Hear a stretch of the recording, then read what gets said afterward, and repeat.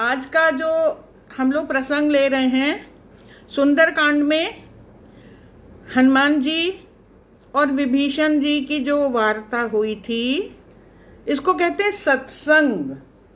जो भी बातें अगर एक दूसरे को प्रिय लगें तो वो हो जाता है सत्संग। अब सुंदरकांड हम लोग वैसे तो कई बार कर चुके हैं, 3-4 बार।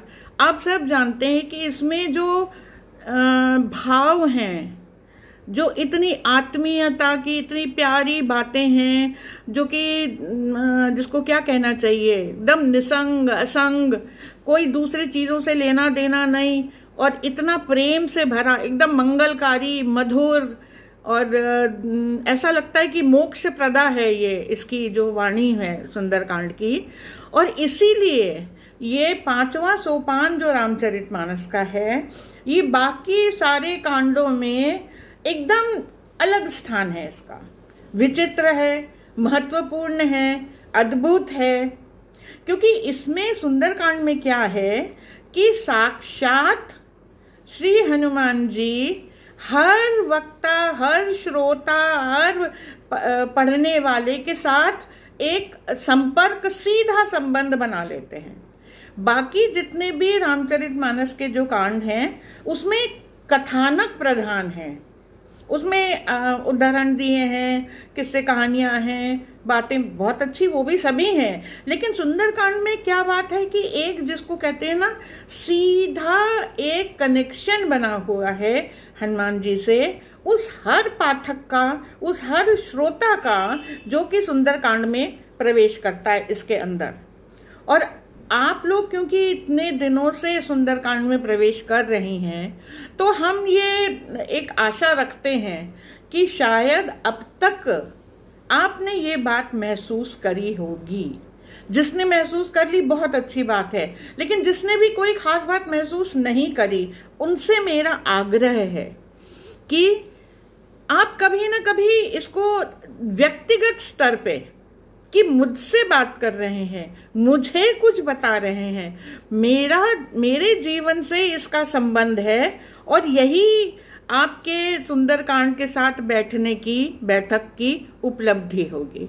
और जब आप लोग इसको इतनी समझदारी से समझेंगे, क्योंकि देखिए ये इसमें इतना शांति का अनुभव जब तक नहीं होता सुंदरकांड पढ़ के, ये केवल कविता की तरह या एक रूटीन की तरह कि बोलते चले जाएं, उससे इससे कोई मतलब नहीं निकलता। इससे आपको एक अनुभूति होनी चाहिए, एक सौम्यता, एक शांति, इतनी सरलता, माधुर्य जैसे लगने लगता है अंदर से। और सबसे बड़ी बात जो आज के प्रसंग में हम लोग ले रहे हैं, विभीषण, इनके नाम ही कितना देखिए सार्थक है और कितना महत्वपूर्ण है। लंका एक भीषण परिस्थिति में स्थित था, राक्षसी प्रवृत्ति से ओतप्रोत था। यद्यपि वहां इतनी समृद्धि, सुख, वैभव सब कुछ था, यश, बल सब कुछ था, लेकिन परिस्थितियां चारों ओर की एकदम भीषण थी। अब देखिए, अगर कहीं आपके मोहल्ले में या आपके नगर में यदि आग लग जाए किन्हीं कारण, तो आप उसकी आंच से, उसके धुएं से, उसके प्रभाव से बच नहीं सकते। लेकिन इतनी भयंकर परिस्थिति में लंका की, एक व्यक्ति, एक घर, एक सज्जन, एक मन, एक भाव जो था वो अछूता रह गया, वो भीषण नहीं था। उस व्यक्ति का नाम है विभीषण। वो लंका की भीषणता से प्रभावित नहीं हुआ, और उसके लिए बहुत बड़ी एक आपके अंदर एक वो होना चाहिए, एक क्वालिटी होनी चाहिए। वो स्वाभाविक है, सामान्य है, हर समय सहयोग करने को तैयार है, और उसके कोई बहुत अनुशासनहीनता उसमें नहीं है। सबसे बड़ी बात क्या मतलब हुआ, भीषणता में यदि आप विभीषण रहें उससे प्रभावित ना हो, उसको अपने जीवन में असर ना करने दें। तभी आप विभीषण कब बनेंगे? जब आप अपनी निजी सत्ता में स्थित रहें। आजकल के ज़माने में हम लोग क्या करते हैं, दूसरे ने ऐसा किया तो हम वैसे ही प्रभावित हो जाते हैं। फलाने के इतने शौक हैं तो हम उसको पालने लगते हैं। अभी कुछ दिन पहले मुझसे रामचरितमानस की बात हो रही थी, तो हमने कहा था अगर तुम पढ़ती हो तो पता चलेगा, तो उन्होंने मुझसे कहा नहीं हम तो पढ़ते ही नहीं। कहीं ना कहीं हृदय में दुख हुआ। देखिए हम लोग चलिए अभी तक जो हो गया, लेकिन आप कोशिश करिए अपनी सत्ता से, अपनी संस्कृति से, अपनी निजता से, अपने स्वयं से। ये जो ग्रंथ हमारे हैं ये हमें अपने आप से जोड़ते हैं। ये कोई भगवान राम कोई आकाश में बैठे हुए कोई एक विमान से आएंगे और हमें ले जाएंगे और हम उनकी कृपा पालेंगे, ये सारी बातें तो बाद की हैं।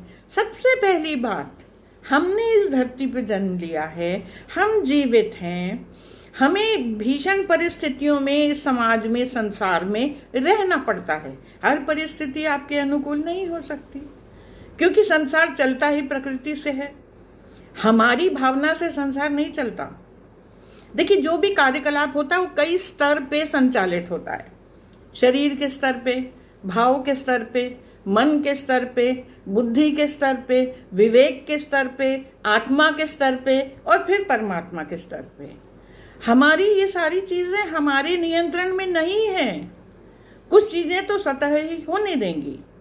तो विभीषण हम भी बन सकते हैं। कैसे बनेंगे?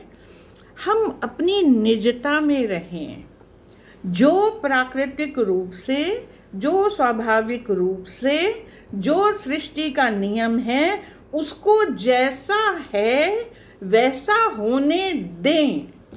यदि हम उसको बदलने की प्रयास करते हैं तो हम भी वो लंका की भीषणता में घिर जाते हैं। देखिए कितनी छोटी सुंदर सी बात है ये। हमने अभी सुंदरकांड की चौपाई नहीं पढ़ी, हम उस दोहे में नहीं प्रवेश करें जहाँ हनुमान जी विभीषण जी को कुछ बता रहे हैं।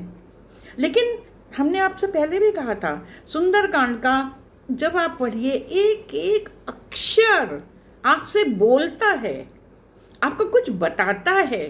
कहीं ना कहीं एकदम जैसे वो भाव का अतिरेक हो जाता है यदि आप समझने का प्रयास करें। तो अब आप उसको समझने का प्रयास करिए। अपने सम्मान, अपने स्वाभिमान, अपने हिस्से की जो भी भागीदारी आपको इस संसार में मिली है उसका सम्मान करिए, उसको मौका दीजिए, उसकी तारीफ करिए, उसको जो कुछ आप प्रदान कर सकते हैं, जो आपकी क्षमता है उससे आप प्रदान करिए और अपनी नियति को स्वीकार करिए। हम आप सबसे आज जितने भी श्रोता हैं, सबसे आज मेरा ये एक आग्रह है कि आप लोग ये इसको एक अपना वो बना लीजिए, मिशन बना लीजिए कि हम कहीं ना कहीं अपनी निजता को बनाए रखेंगे। और आप कोशिश करिए हनुमान चालीसा से, ये सुंदरकांड से अपने आप को जोड़ने की और समझने की। विभीषण विपरीत परिस्थितियों में रह के भी विजेता हुए, जयी बने। एक हमारे शास्त्रों में कहा गया है कि उच्चता तब मिलती है जब आप अपनी निजता में होते हैं। हमें किसी दूसरे का अनुकरण नहीं करना, हमें किसी दूसरे का जैसे नहीं होना। केवल एक चीज जो हनुमान जी ने सिखाई है उनको, विभीषण जी को, कि आप अपनी उच्चता को ऊपर उठाने का प्रयास कीजिए, अपनी विचारगी में मत रहिए। विभीषण ने कई बार, अभी हम लोग पढ़ेंगे उसको, हनुमान जी से अपनी बड़ी परेशानियां बताई कि यहाँ तो ऐसा है इसलिए मैं नहीं, कोई बहाना नहीं चलता। और इसके उदाहरण हनुमान जी खुद हैं, साक्षात हैं। तो हम लोग चलिए इसमें प्रवेश करते हैं कि कैसे आपको अपना अवसर खुद ढूंढ लेना पड़ता है। कोई लाके देगा नहीं आपको कि अवसर की आपको मिल गया है, अब आप ये काम करिए। तो लोकमत को ध्यान में रखते हुए, आप समाज में रहते हैं, आप लोगों के बीच में रहते हैं, कोई हिमालय की कंदराओं में हम नहीं चले जाएंगे। हम यहाँ रह करके कैसे अपने आप को स्थापित कर सकें और अपने आप को उच्चता प्राप्त करने का क्या तरीका है, ये क्या मापदंड है? सबसे बड़ा मापदंड ये है कि हम आनंद में हैं और हम शांत हैं। हमने आपको सुंदरकांड के कई सारे अर्थ बताए, बहुत अर्थ बताए। यदि आपको याद हो तो अगला कभी प्रकरण आएगा तो एक बड़ा सुंदर अर्थ और है, उसको बाद में लेंगे। लेकिन एक अर्थ ये भी था कि जब आप अपने स्वभाव में शांत हैं और प्रसन्न हैं, आनंद में हैं, तो आप सुंदरकांड में प्रवेश कर चुके हैं। तो ये निजता, ये चीज हम कैसे बनाएं, ये हनुमान जी हम लोगों को सुंदरकांड में सिखा रहे हैं विभीषण के माध्यम से। वो क्या बताते हैं कि अब जब से हम लोग वहां से शुरू करेंगे कि जब हनुमान जी विभीषण से मिलने गए।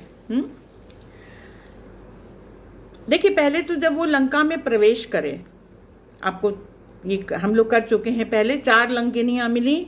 चारों लंकिनियां किसी न किसी दुर्भाव से ग्रसित थी, काम क्रोध मद मोह की प्रतीक थी।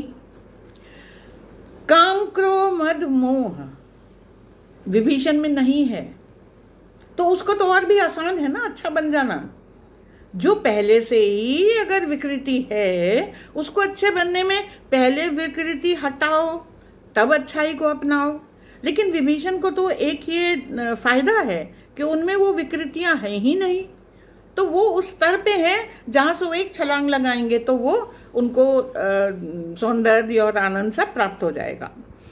तो जब ये चारों राक्षसियों को उन्होंने देखा कि काम क्रोध मद लोभ का भक्षण पनपता कैसे है, इसको खिलाता कौन है, अग्नि कौन देता है, केवल एक चीज से ये चारों दुर्भावनाएं या दोष कहिए, या इसको कहते हैं वो क्या, पंचमकार दोष। देखिए एक ये शब्द याद कर लीजिए, पंचमकार दोष। म कार से 5 शब्द हैं, मद मोह माया 5 शब्द हैं, और ये सब विकार हैं, और इनका पोषण होता है पांचों का केवल एक चीज से, वो है अहंकार। अहंकार पूरा ना हो तो क्रोध आता है। अहंकार में हम काम वासना से ग्रसित हो जाते हैं। यदि अहंकार नहीं हो और आपको केवल ये बात ध्यान रहे कि हमें किसी दूसरे के प्रति प्रेम रखना है, ध्यान रखना है, तो वो काम नहीं होता, वो प्रेम हो जाता है। जहां अहंकार बीच में आया तो काम क्रोध मद लोभ ये सारी चीजें पोषित होती रहती हैं। हनुमान जी बहुत बड़ी बात सुंदरकांड में सिखा रहे हैं। उन्होंने आगे चल के विभीषण से कहा था कि तुम कहते हो कि तुम्हारे पास ये नहीं है, तुमको कोई बताने वाला नहीं है, तुमको राम मिलेंगे कि नहीं मिलेंगे, तुम ठीक हो पाओगे कि नहीं। अरे हमको देखो, हम तो वानर हैं। जब उन्होंने हमें स्वीकार कर लिया, क्योंकि क्या कारण था वो कारण बताएंगे अभी, हमें स्वीकार कर लिया, यदि तुम इसको अपनाओगे तो तुम्हें भी स्वीकार कर लेंगे। अपने अहंकार को इतना मत बढ़ने दो कि वो ये 5 मकार के जो कि दोष हैं, जो माया मोह काम क्रोध जो कुछ भी बुराइयां हैं, उनको वो पोषित करता रहे, तब तुम्हारी उन्नति नहीं होगी। और ये कैसे होगी, इसको हम लोग अभी देखते हैं थोड़ी देर में।